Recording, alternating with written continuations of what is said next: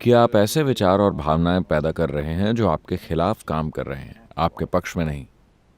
अगर आपके पास किसी चीज के लिए बहुत गहरी भावनाएं और तीव्र विचार न हो तो आप डिप्रेस नहीं हो सकते। इस ग्रह पर लगभग 70% बीमारियां, हर तरह की बीमारियां, खुद से पैदा की गई हैं। अगर आपको कोई इन्फेक्शन भी हो जाए, अगर आपको अपने शरीर और मन को एक खास तरीके से रखना आता है, तो आप पर वो वायरस या बैक्टीरिया उस तरह अपना असर नहीं दिखाएगा जैसा वो किसी और के शरीर पर दिखाता है।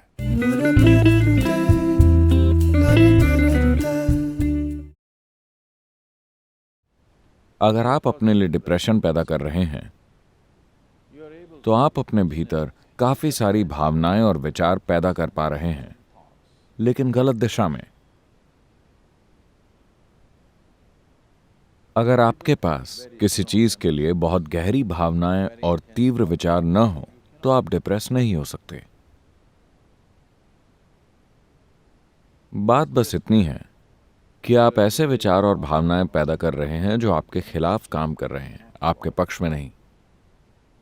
तो आपके पास खुद के लिए डिप्रेशन पैदा करने के लिए जरूरी शक्ति है।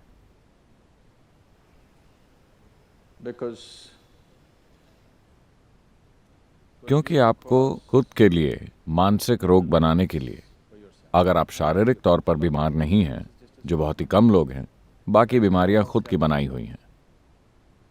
अधिकतर रोग खुद ही बनाए गए हैं। कुछ लोग शारीरिक रूप से बीमार हैं, उनके पास कोई चारा नहीं है। ये सब जेनेटिक और दूसरे कारणों की वजह से अपने भीतर से ही पैदा हो जाते हैं।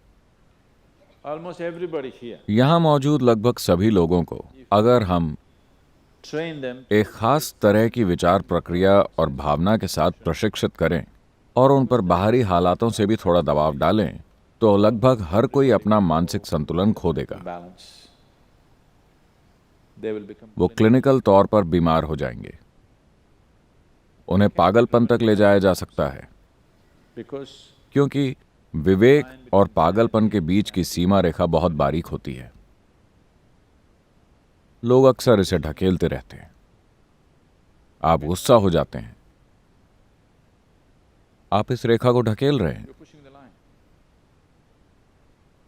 यह रेखा बहुत ही बारीक है। वास्तव में जब आप गुस्सा होते हैं, आपको पता होता है कि आप इस रेखा को ढकेल रहे हैं, इसलिए आप कहते हैं, मैं किसी के ऊपर गुस्से से पागल हो रहा था। आप किसी और के ऊपर गुस्से से पागल नहीं हैं, आप बस पागल हो रहे हैं। आप किसी और पर गुस्से से पागल नहीं हो सकते।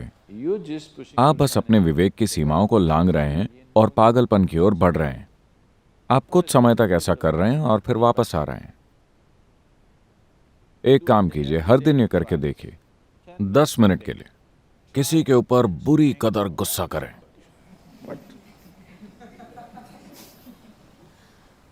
आप देखेंगे कि 3 महीने में ही आप क्लिनिकल तौर पर वहां पहुंच जाएंगे।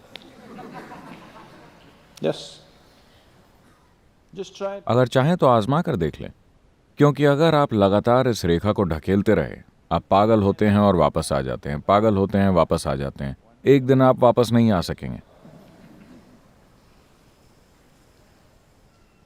जिस दिन आप वापस मुड़कर नहीं आ पाएंगे, तब आप क्लिनिकल तौर पर बीमार हो जाएंगे।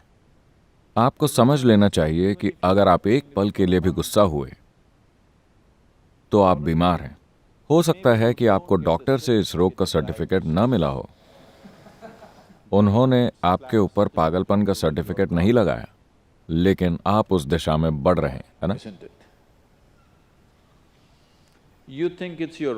आपको लगता है कि आपका हक है नखरे दिखाना। आपको लगता है कि आपका हक है लोगों पर गुस्सा करना। आपको लगता है कि आपका अधिकार है कि आप डिप्रेस्ड रहें ताकि आप किसी का ध्यान आकर्षित कर सकें। आप ये खेल खेलते रहिए। एक दिन आएगा जब आप वापस नहीं आ पाएंगे। आप रोज इस सीमा को लांघते रहते हैं। एक दिन आप देखेंगे कि आप उसे वापस लांघ नहीं सकते। उस दिन आपको डॉक्टर की जरूरत पड़ेगी।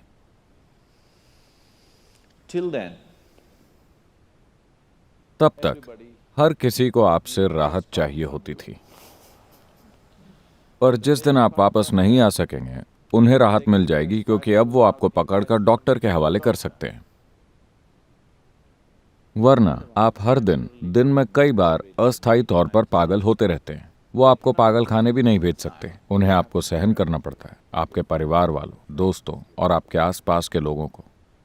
कम से कम अगर आप सच में क्लिनिकल तौर पर रोगी घोषित हो जाएं, तो हम आपको वहां जाकर सौंप सकते हैं। तमिलनाडु में एक मंदिर है, आपको पता है, जहां ऐसे लोगों को जंजीरों से बांध कर रखते हैं।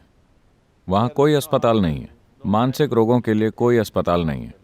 वहां एक ऐसा मंदिर है जिसे किसी ने मानसिक रोगियों को स्वास्थ्य की ओर वापस लाने के लिए बनाया था। उनका परिवार उन्हें वहां ले जाकर छोड़ देता है। उन्हें जंजीरों से बांधकर मंदिर में रख दिया जाता है। आप उन्हें कुछ पैसा दे दीजिए, वो आपके भोजन का प्रबंध कर देंगे और आप वहां बिल्कुल जानवरों की तरह बंधे रहते हैं।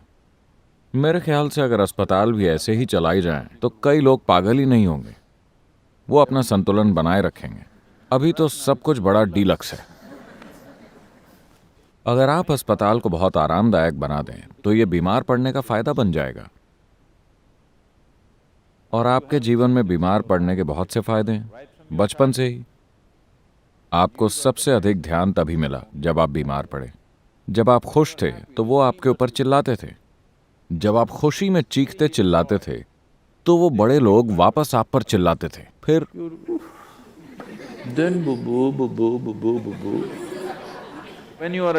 बचपन में बीमार पड़ना अच्छा होता था, क्योंकि आपको अपने माता पिता और अपने आसपास के लोगों का पूरा ध्यान मिलता था और आपको उस दिन स्कूल भी नहीं जाना पड़ता था। तो आपने शारीरिक तौर पर बीमार पड़ने की कला सीख ली। लेकिन जब आपकी शादी हो जाती है तो आप मानसिक तौर पर बीमार पड़ने की कला सीख लेते हैं। क्योंकि अगर आप ध्यान खींचना चाहते हैं तो आप एक कोने में जाकर बैठ जाइए, दुखी होने का नाटक कीजिए और लोग आपकी ओर ध्यान देने लगेंगे।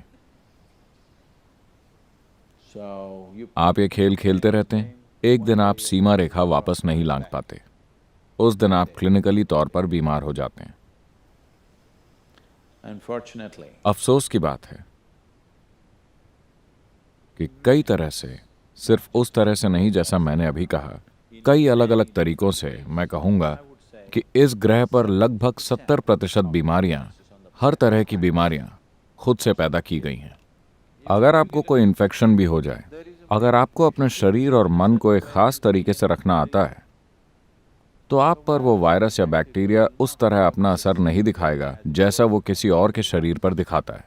अगर आप स्वयं को इस तरह से तैयार कर लें कि भले ही कुछ भी हो जाए, वैसे भी मुझे जाकर ये और ये और ये काम तो करना ही है, उसमें मैं रुकावट नहीं डाल सकता। पिछले 29 सालों के दौरान मैंने एक भी कार्यक्रम इसलिए रद्द नहीं किया है क्योंकि मुझे बुखार है, मुझे जुकाम है, मुझे ये है, मुझे वो है। इससे कोई फर्क नहीं पड़ता कि क्या हो रहा है। आपको जो करना है वो तो आपको हर हाल में करना ही है। आप उससे मुंह नहीं मोड़ सकते, या तो अपने खुद के समर्पण के कारण या अपने बॉस के कारण। किसी भी कारण से अगर ऐसा होता है तो आप देखेंगे कि आप अक्सर बीमार बिल्कुल भी नहीं पड़ेंगे। क्योंकि अगर आपको बुखार है फिर भी आपको जाना ही होगा। गर्मी के मौसम में भी आप जाते ही हैं ना? नहीं, बहुत से लोग नहीं जाते। अगर बाहर जरा सी गर्मी हो तो वो काम पर नहीं जाते, थोड़ी सी सर्दी ज्यादा हो तो वो काम पर नहीं जाते, जरा सी बारिश आते ही वो काम पर नहीं जाते, हल्की सी बर्फबारी हो जाती है और वो काम पर नहीं जाते। ये सब तो मौसम है।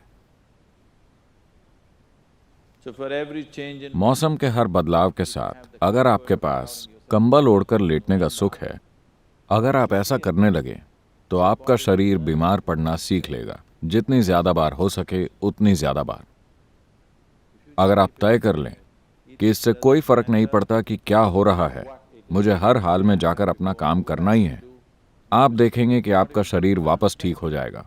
जितनी जल्दी हो सके उतनी जल्दी, भले ही उसे सबसे बुरा इन्फेक्शन हुआ हो। तो आपको बस सेहत के लिए जरूरी परिस्थितियों को स्थापित करना है, सेहत के लिए जरूरी प्रेरणाओं और फायदों को स्थापित करना है, अपने लिए भी और अगर आपके बच्चे हैं तो उनके लिए भी। बीमार पड़ने के लिए प्रेरणा मत दीजिए। अगर आपका बच्चा बीमार है तो उसे दूर से देखें, उसे कभी बाहों में न भरें। उसे पता चल जाएगा कि ये उसके जीवन का सबसे बुरा समय है और उसे यह भी पता चल जाएगा कि उसे जल्दी ठीक होना है। और उस पर सबसे ज्यादा ध्यान दें जब वो खुश हो। आप देखेंगे कि वो अपने भीतर से स्वाभाविक तौर पर सीखेगा। उसके शरीर की केमिस्ट्री ये सीख जाएगी कि खुश रहने में फायदा है, बीमार रहने में कोई फायदा नहीं है। अगर आप ये बात समझा सकें अपने ही शरीर को, अपने शरीर के रसायनों को और अपने आसपास के हर व्यक्ति को, तो आप देखेंगे कि लोग उतनी जल्दी बीमार नहीं पड़ेंगे जितनी जल्दी अभी पड़ते हैं। तो अपने लिए ये तय कर लें, आप पाएंगे कि आप सेहतमंद रहने लगे हैं। अगर आप अपने दिमाग को इस तरफ मोड़ सकते हैं तो आप उसे इस तरफ भी मोड़ सकते हैं। नहीं नहीं, मैं ऐसा इसलिए हूं क्योंकि जब मैं 7 साल का था मेरे पिता ने मेरे साथ बुरा बर्ताव किया था।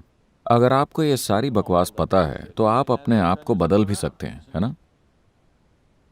समय आ गया है, आपको ये समझना ही होगा। मानसिक, शारीरिक, रासायनिक और ऊर्जा के आधार पर आपको ये साफ तौर पर समझना होगा कि आपको कोई फायदा नहीं होता बीमार, दुखी और मायूस होने से। इसका कोई फायदा नहीं होता। खुश और आनंदित रहने में ही फायदा है। अगर आप ये बात साफ कर दें भीतर के इन सभी लोगों को, तो वे सभी ठीक से बर्ताव करेंगे।